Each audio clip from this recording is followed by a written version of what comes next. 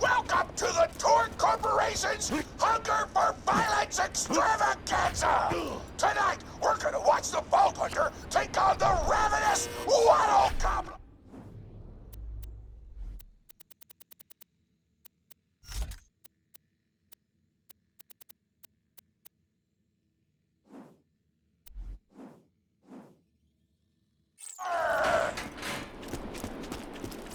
When you think murder, think Marcus Munitions.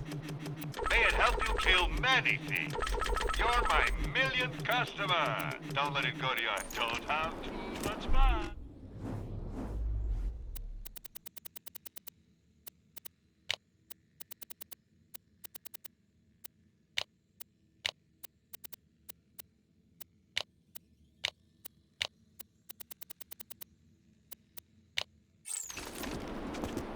Lock and load.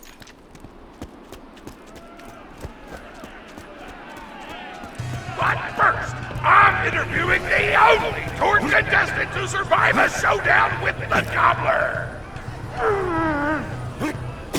Oh, looks like we're out of time! We'll be right back after a word from our sponsor!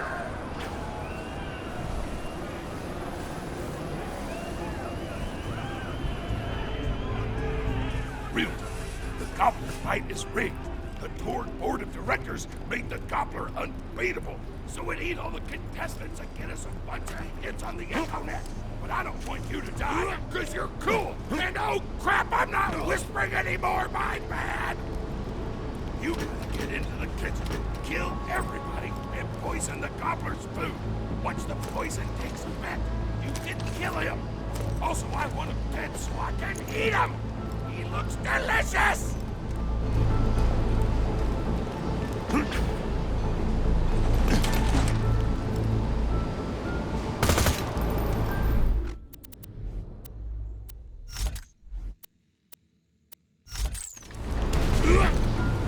And we're back! The Vault Hunter in the kitchen, but today there's a new item on the menu.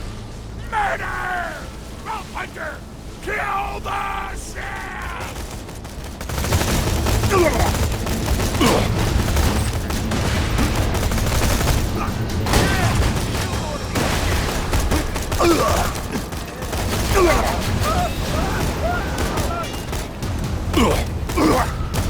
It hurts! It hurts! I embrace the flame! I see the color of death. I can't wait to taste your lungs. Now to murder your family! Anton Smith here, president of the Torque Corporation. You do well to ignore Torque's instructions. It's just stay alive. With the chef's dead, we can prepare our own meal for the Gobbler! Get to the freezer!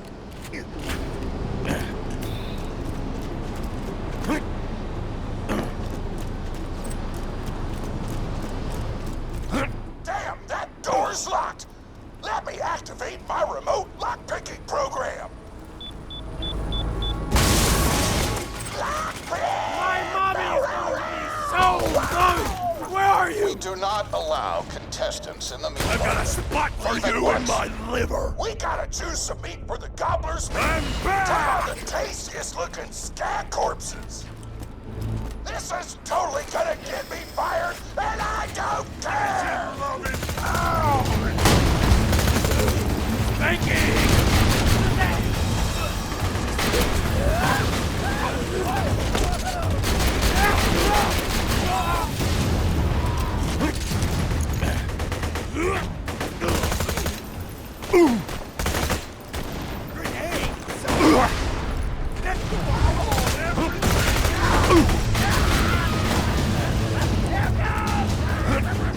My mouth is watering!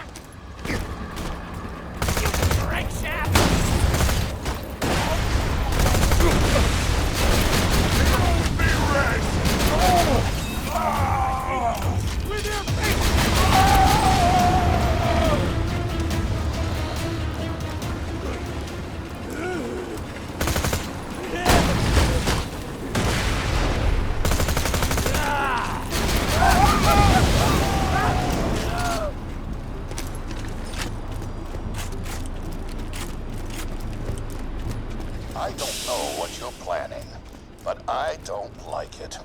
Tributes, get the Vault Hunter out of my kitchen! I wanna hit him!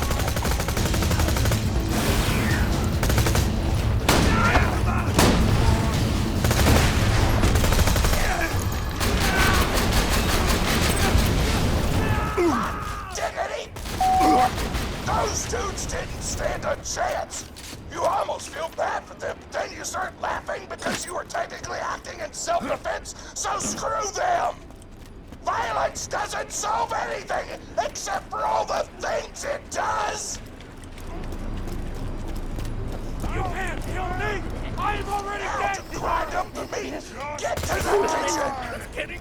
I never stop until they flop! As president, I demand to know why the hell the Vault Hunter is running around backstage. Just trying to mix things up. Your job is not to mix things up. Your job is to flex your muscles and do air guitar solos, idiot. Words can hurt!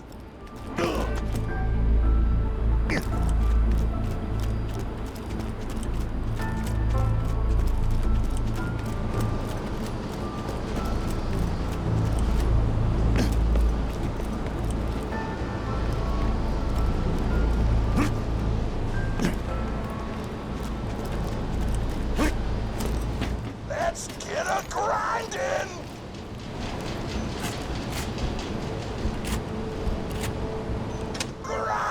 Grinder!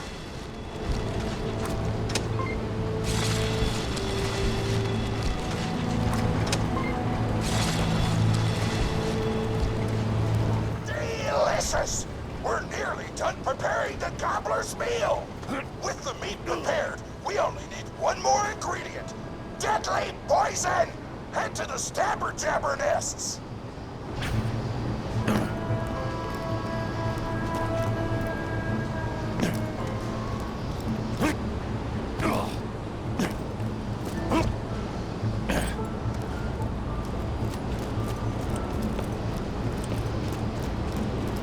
I ran out of explosives, so I'm actually going to open this door remotely without blowing it up! A pleasure. Psych! You know you're following an idiot, yes? Thor created his explosive gun tech, then sold it to us for $12 and a high five. We kept him on purely for PR reasons. But you both outlived your usefulness. Tribute, kill!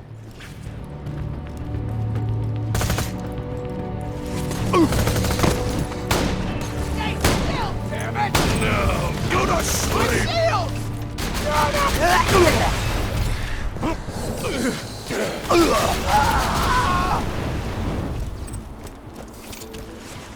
When God closes a door, I blow it the up! Hey, make sure to get a slag whipping on the way. Smack the jabber nest to wake him up. All right, now slap the jabber.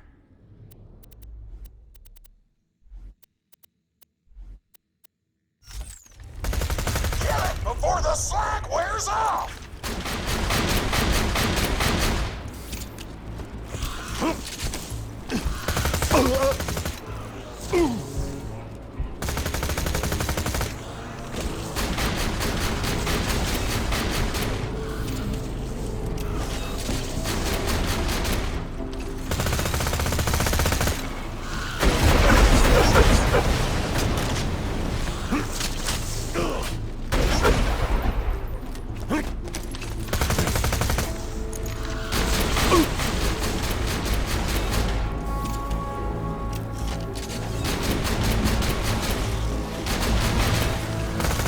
Burning, melting goodness!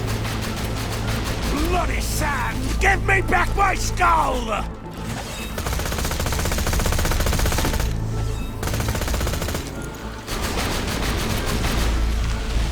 Tannis told me a single slag jabber gland would be enough to kill a monster.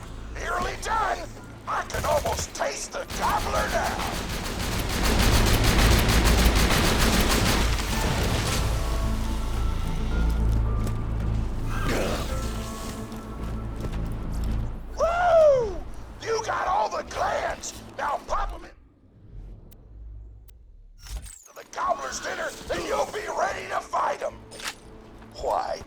insist on being a moron, Torg.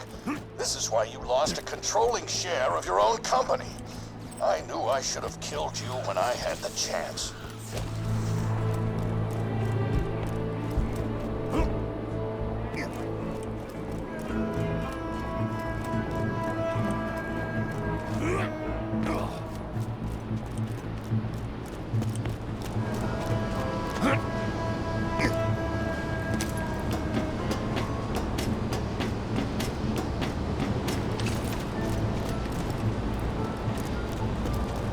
Now add the poison glands to the marination vat. Hit that button to marinate the out of that meal.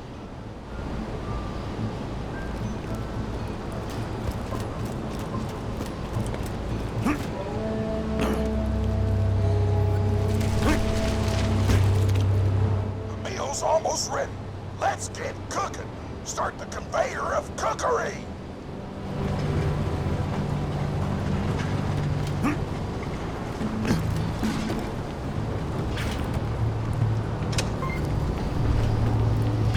That's it. You've gone off script one too many times, Torg.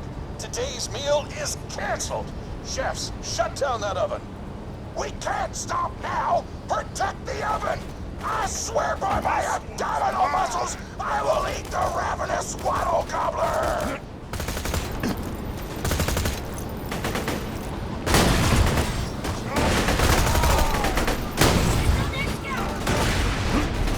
I want that oven shut down. I want the Vault Hunter dead. And I want Mr. Torg's head on a plate.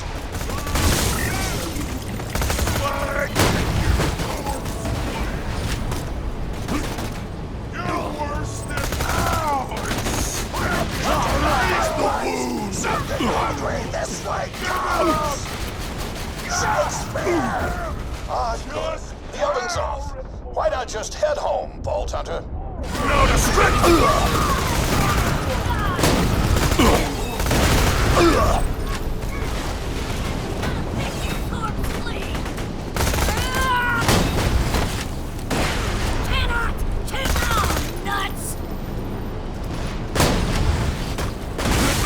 Start the oven! I will not serve lukewarm food!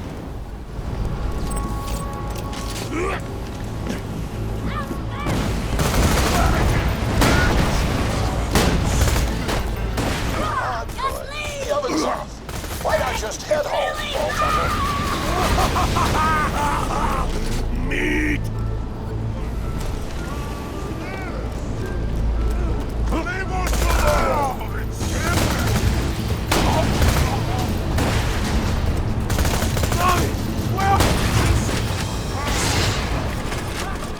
Give it now! Food's done! Go get it!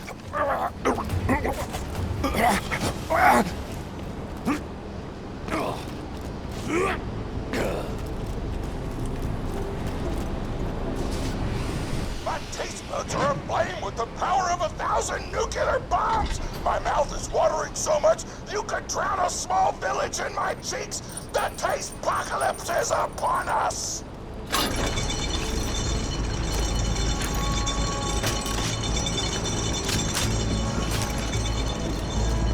If you kill that gobbler, Torg, it'll be your last meal.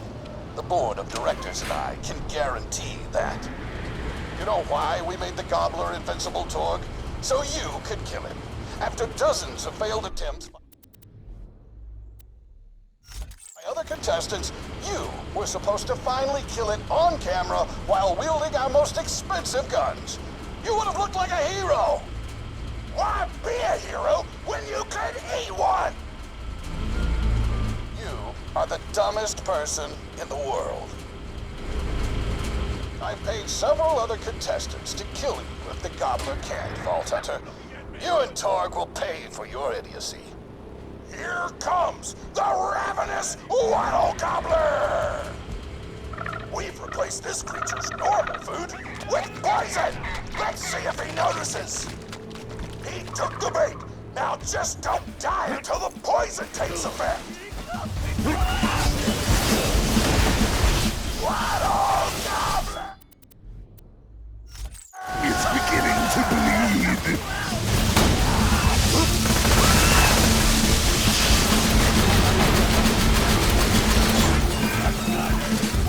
I see the color of death. Oh, you idiotic lurch! Don't shoot the gobbler, shoot the vault hunter! The poison's working! It's working! The gobbler is killable!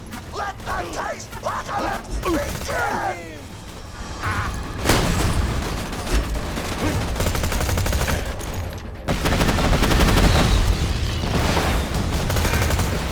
This is your last chance, Torg. Pull this off, or you're out of the company! Whatever! I'll just work for Mox so you blow things up! Pro-boner!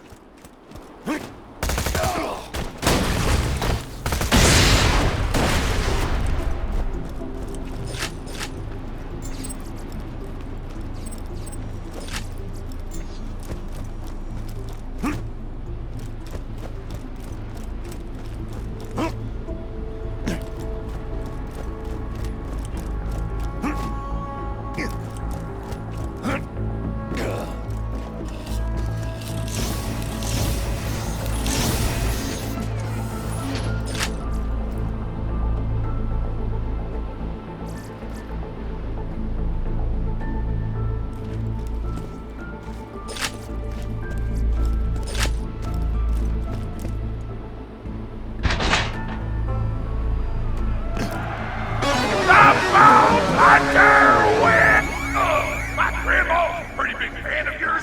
Could you go say hi to her?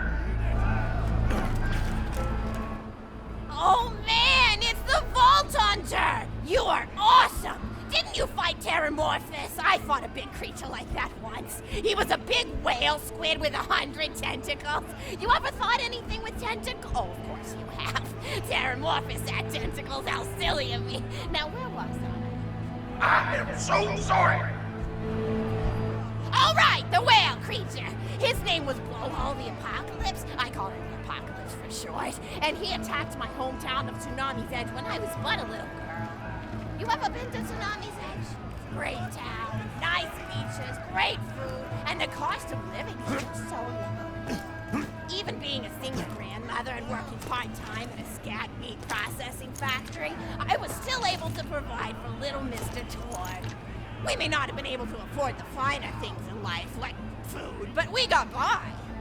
After all, Mr. Torg and I didn't have anything but one another after that horrible gas leak blew up the iridium mine, killing my son and his lovely wife.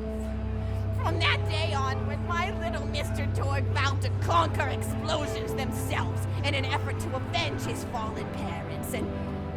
Ah, man, I forgot what I was talking about. Where was... Oh, right! The Blowhole the Apocalypse! So anyway, I was wrestling Blowhole to the ground, and I had my bicep curled around his blueberry throat. Blueberry? Sorry, I meant to say blubbery. I've got blueberries on the brain, I guess. I grow them in my backyard. Mr. Torg helped me plant them. Thanks again for that, grandson. I love you, Grandma! Anyway, I have my bicep around his blubbery throat, and Mr. Torg starts crying because he really likes whale squids, and he doesn't want to see me hurt one. They are the princes of the ocean! So I let the whale go after giving it a punch in the eyeball so he'll remember me, and it swam away into the ocean. And then I had Mr. Torg drive me to the ice cream parlor. He got me Rocky Roll, because Rocky Roll's my favorite. I'm extremely partial to the way the marshmallows act like little landmines of flavor amidst the battleground of chocolate. What's your favorite flavor of ice cream? Is it pistachio? I bet it's pistachio. Oh, that reminds me! You'll never guess who I saw today! Pistachio the Amazing! He's a magician who studied under Crazy Earl, so he's got that weird mustache, you know, but I saw him make a rack hive disappear. A whole rack hive! I said to Mr. Torg, Mr. Torg, wasn't that amazing? And he said, yes, it was, Grandma. Didn't you say that high five? You remember saying that? I remember, Grandma! And we stood in line afterward and got his autograph, and I thought I had it somewhere around here, but it's probably in the attic. I really ought to go up there and clean it out one of these days. I have so many little keepsakes up there. You're paying attention, right? Say, what's my favorite flavor of ice cream? Oh, so you are listening, how wonderful. You're an even better listener than my old pet rack, Beasto. Beasto was such a sweetie. You ever had a pet rack? If you can tame them, they are the sweetest pet you'll ever have. He used to just sit on my shoulder and bite chunks of flesh out of my neck to pass the time. I still remember the way he used to tweet. He went, tweet, tweet. It was so cute. I had a conversation with him once. I said, Mr. Beasto. He liked being called Mr. Beasto. It made him feel like an aristocrat. I said, Mr. Beasto, you're looking very cute today. And he said, oh, thank you, that's so nice. Or he tweeted in a way that made me know that's how he felt. And then he lowered his little head like he was taking a bow. It was adorable. Beasto was my third pet rabbit. First I had Woody. He got hit by a train. Then I had Anita. She got shot up trying to take vengeance on the train that killed Woody. And then I found Beasto making little poops on the windmill outside our house. After Mr. Torg and I wrestled her to the ground, I did a flying pile driver off a nearby tower tree. Got him straight in the spine and brought him down. We brought him in and fed him some skag steaks until he decided he loved us. I still miss Beasto sometimes. He just died of old age.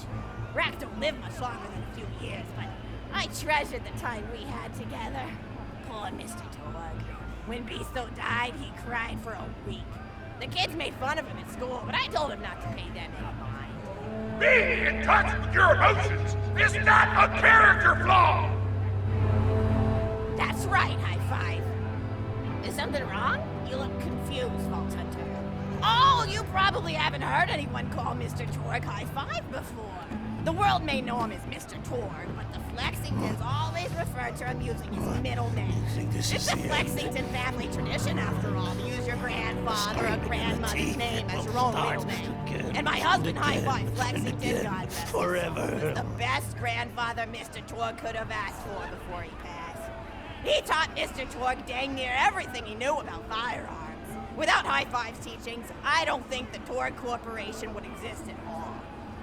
Gosh, I still remember the first gun Mr. Torg tried to make after his parents died. A Jacobs shotgun with a stick of dynamite attached to the barrel. Torg nearly bit his face off. Got up, dusted his mustache off, and swore that by the time he reached the age of 11, he would make a gun that fired explosions without killing the operator. And by golly, he did. It took a couple of dozen prototypes before he got the right combination of gun parts and explosives right. But once he did, woo-wee! I'll never forget the plume of smoke that used to be my neighbor's homestead. They were jerks, though, so it's cool. Gosh, I've been talking your ear off for some time, haven't I? So kind of you to listen for this long. I've taken up too much of your time already. Please don't feel like you have to stick around any longer. As a matter of fact, take this for giving this old woman some company. Woo! You're even more attractive than Mr. Torg said you were. I've got another story for you, but I'd like to tell it to all of your friends at once. An old lady like me has to save her voice, you know. Oh, you still want to talk with me? How incredibly sweet of you. Say, you'll never guess who I saw today. Captain Scarlet. She was robbing my retirement home with a few other brigands, and I recognized her from her wanted poster, and I said, oh, hey, you fought the Vault Hunter, didn't you? And she bowed all elegantly and said something like, indeed, I did, madam, and said that you were really good at fighting, and that you beat her fair and square. She didn't seem to harbor much of a grudge about you. Nice girl. You should think about meeting up with her again if you're not shacked up with anybody, you know? I mean, of course, you probably are. Gorgeous hunk of a Vault Hunter like you. I bet you're beating away suitors left and right. Look, you're blushing. Oh, I just hate you. Mr. Torg was so scared of trying to get a date with such a woman. He used to go to parties in high school and just stand in the back without talking to anybody. I am an introvert! I tried to tell him, I said, don't worry about chasing love. If you chase your dreams, then love will follow. See, that's the thing people don't get. You watch Echo films and they're just awful. They teach you that the only way to be with someone is just to pursue them over and over until they decide they like you. In reality, you know when you like someone almost immediately. You can't really convince somebody to fall in love with you. You just look like a stalker. But if you do things that you're interested in, no, you're leaving? I won't take up any more of your time then.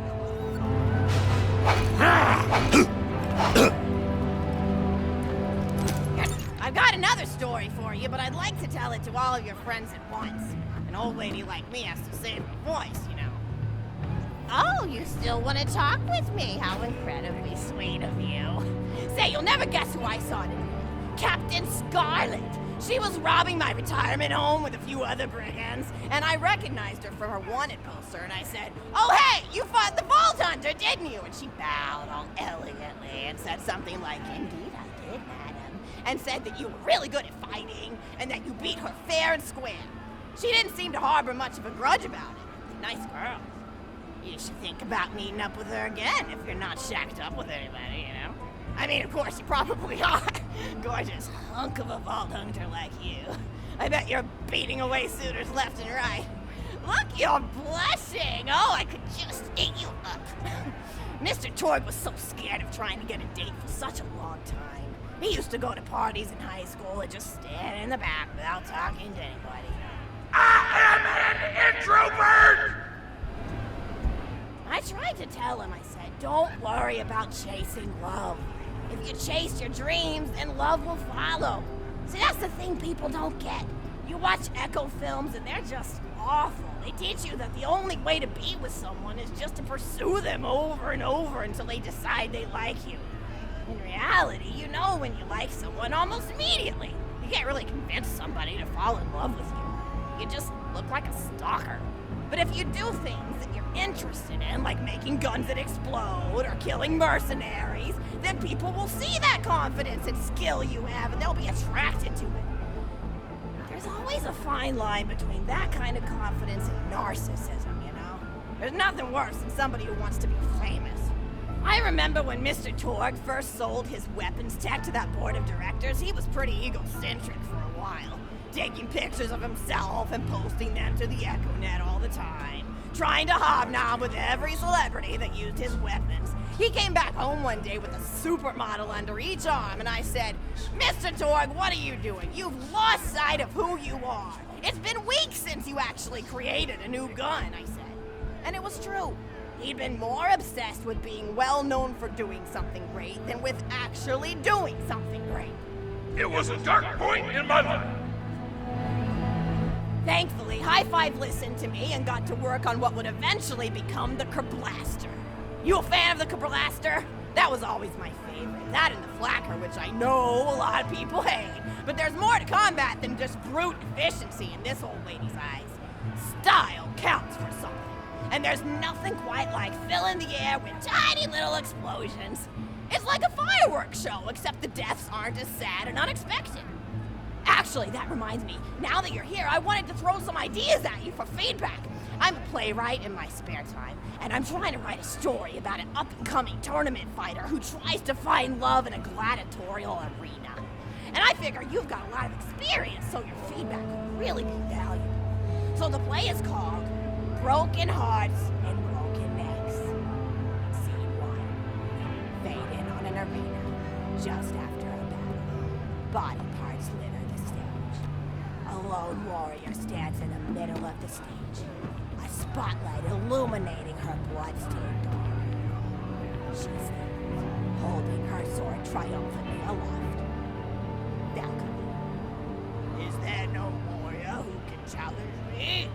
Must I be destined to spend my life as the strongest, the bravest, the most invincible warrior this galaxy has seen? For I am Valkyrie, scourge of the gladiatorial games! Excellent, Valkyrie, as she shakes her head in despair. From stage left enter Mulder, a janitor with a heavy heart and an even heavier conscience. He begins sweeping the body parts into a bin, which is colored green, and remember that because that's a symbol of color commitment, until melancholy overtakes him. He drops his bush broom to the floor and falls to his knees before delivering a heart-wrenching soliloquy. The blood cannot be washed away. Not before and not now.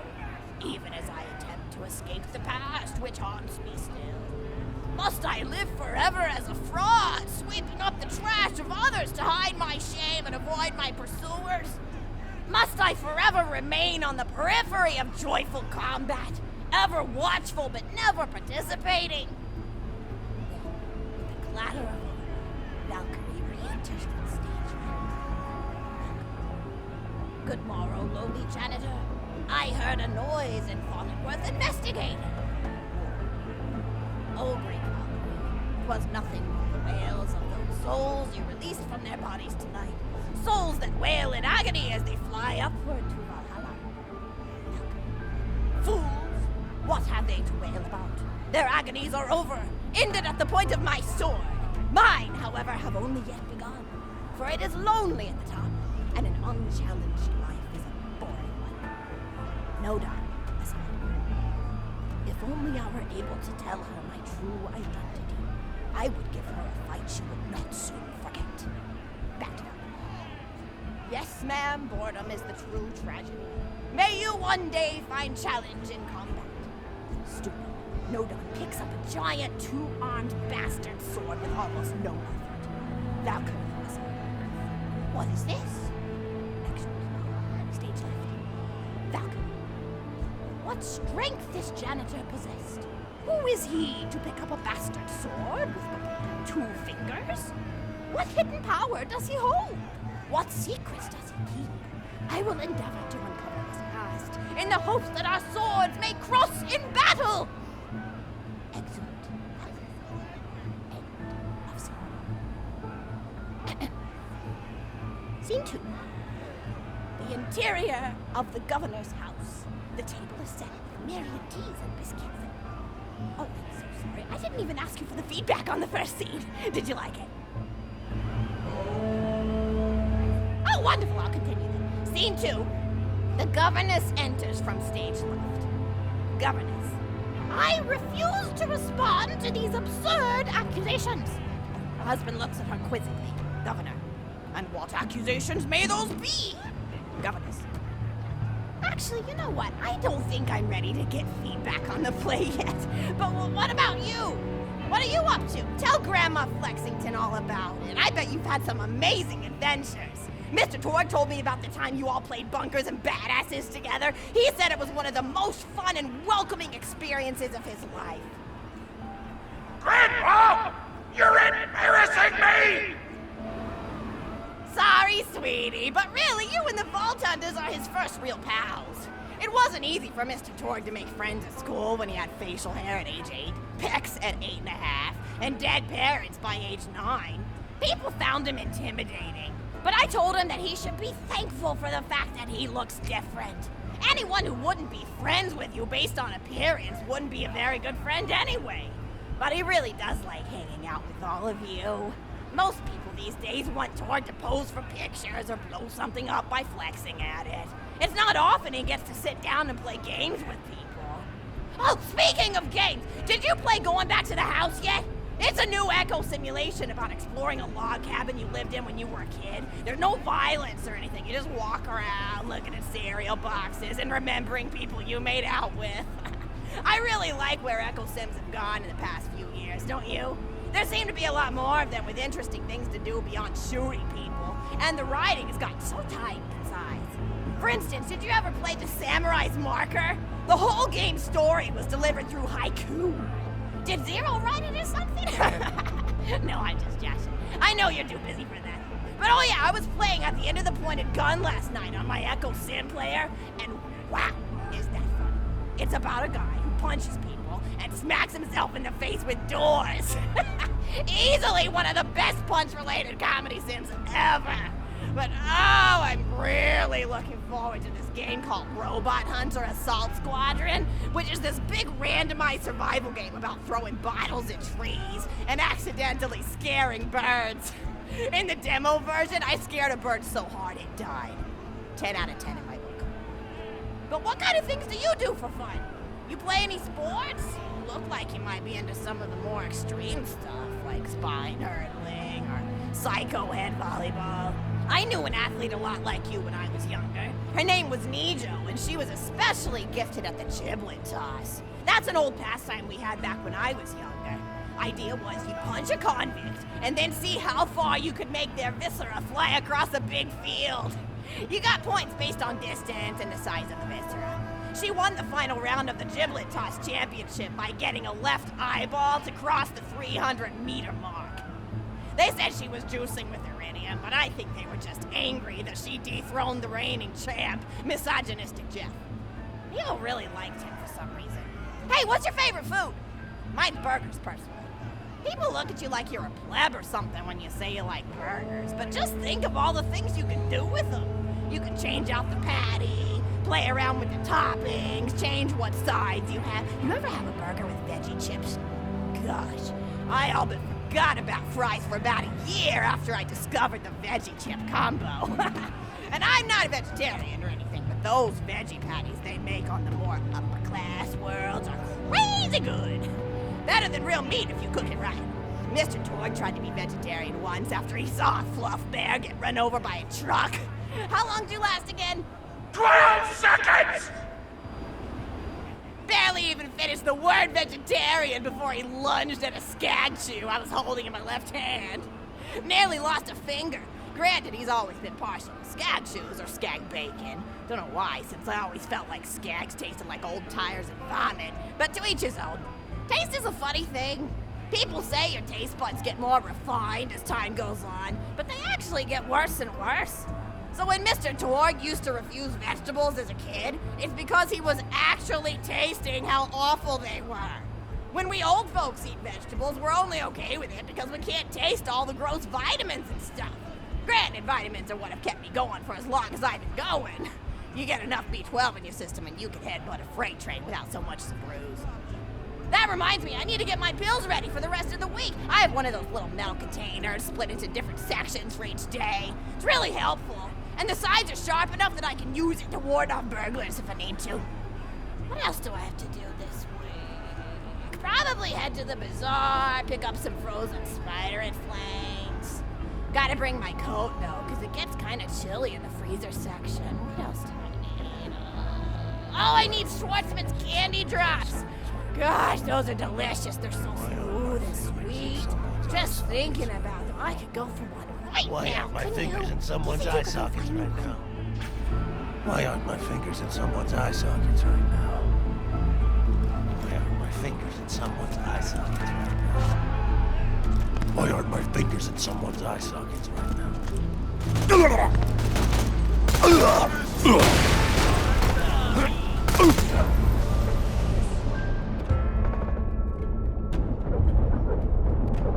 You woke the wrong dog!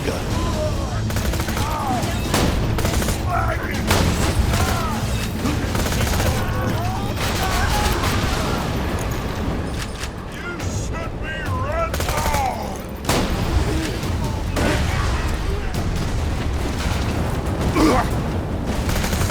Time to make some head wounds!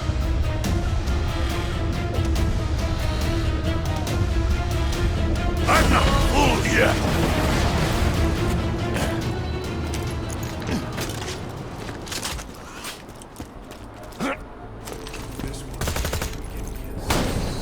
I don't wanna go!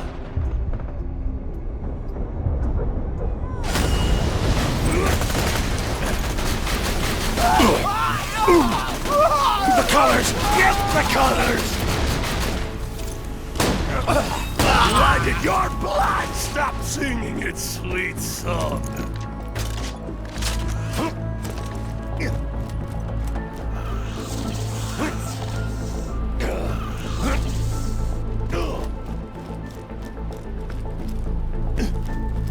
That's a Schwartzman candy drop. Grab it for me, will ya? Oh, I can taste it already.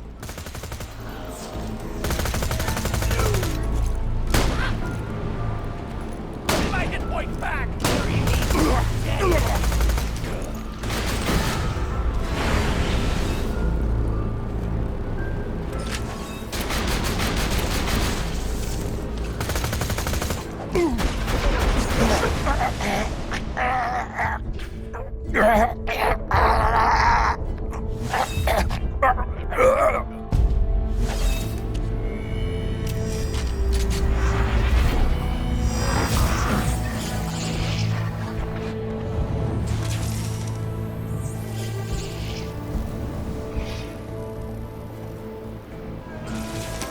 Hyperion would like to take this opportunity to say, cha-ching.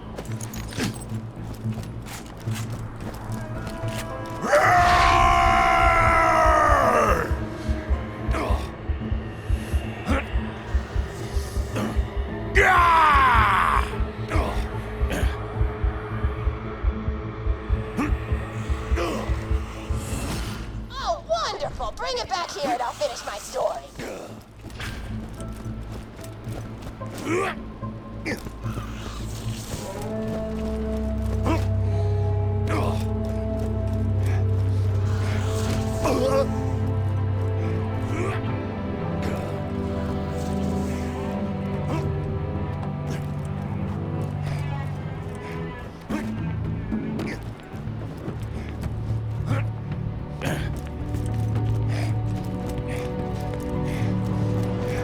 won't find better merchandise anywhere else. I made sure of that. What does it all Words, my mean? friend. The worst!